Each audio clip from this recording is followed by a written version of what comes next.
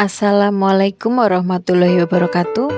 Saya Daris Deningsih, calon guru penggerak angkatan 7 dari Kabupaten Cilacap, unit kerja SD Negeri Karangputat 02 Kecamatan Nusawungu. Pada kesempatan kali ini, saya akan menyampaikan kesimpulan dan refleksi dari pemikiran Ki Hajar Dewantoro, tugas koneksi antar materi modul 1.1.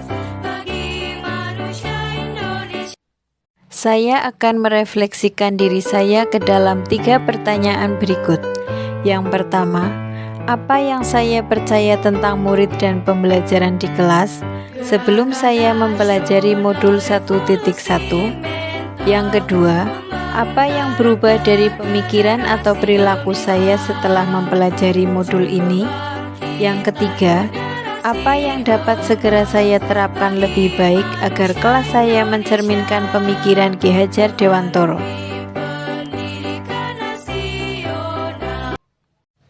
Saya percaya tentang murid dan pembelajaran di kelas sebelum saya mempelajari modul 1.1 bahwa pertama, guru yang masih mendominasi kegiatan pembelajaran atau teacher center. Dalam hal ini, kegiatan pembelajaran masih didominasi oleh guru, sedangkan keaktifan siswa diabaikan. Kedua, kegiatan pembelajaran masih terfokus pada ketercapaian materi dan KKM satuan pendidikan. Dalam hal ini, guru hanya memfokuskan pada aspek kognitifnya saja tanpa memperhatikan aspek psikomotor dan juga afektif. Yang ketiga, guru belum sepenuhnya memahami karakteristik masing-masing dari siswa. Biasanya saya menyamaratakan semua aspek karakteristik dari siswa tanpa memperhatikan karakteristik masing-masing setiap anak. Yang keempat, siswa masih pasif dan semangat belajarnya masih rendah. Hal ini sering saya jumpai terutama jika saya menjelaskan sebuah materi, anak cenderung diam. Dan ketika saya bertanya apakah ada materi yang belum dipahami, mereka hanya diam, tertunduk lesu tanpa ada semangat. Yang terakhir, suasana kelas yang tenang, tertib, dan anak-anak yang memahami materi pembelajaran adalah fokus utama bagi saya.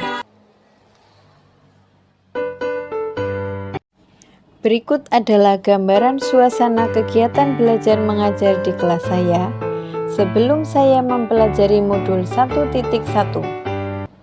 Sadarilah masa berganti, tantangan kan kita hadapi, bergandeng tangan untuk negeri, era kita menanti berseri. Kita belajar Pancasila,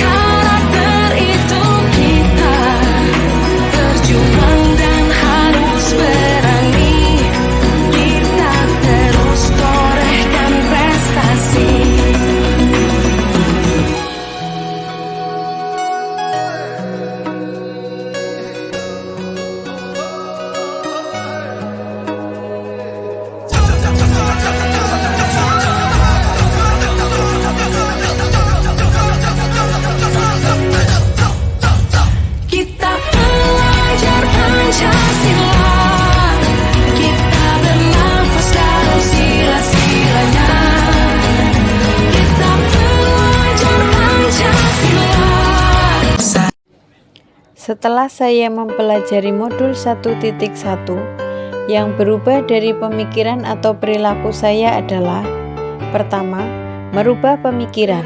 Antara lain, guru bukan satu-satunya sumber belajar, artinya apapun yang berada di sekitar siswa dapat dijadikan sebagai sumber belajar, baik itu bahan ataupun lingkungan. Selanjutnya, kegiatan pembelajaran berpusat pada siswa atau student center. Setelah saya mempelajari modul 1.1, saya lebih mengutamakan kepada keaktifan siswa pada kegiatan belajar mengajar. Selanjutnya, memahami setiap karakteristik belajar siswa, karena pada dasarnya siswa itu terlahir dengan memiliki karakteristik yang berbeda-beda, sehingga kita sebagai seorang guru harus bisa memahami karakteristik dari masing-masing siswa. Yang kedua yaitu merubah perilaku dari saya, meliputi memodifikasi pembelajaran secara menarik untuk meningkatkan motivasi siswa dalam belajar. Dalam hal ini saya melakukan modifikasi dalam bentuk metode dan media pembelajaran. Selanjutnya, mewujudkan merdeka belajar bagi siswa dengan memberikan kebebasan dalam menyelesaikan setiap tugas, yaitu sesuai dengan minat, bakat, dan kreativitas dari masing-masing siswa.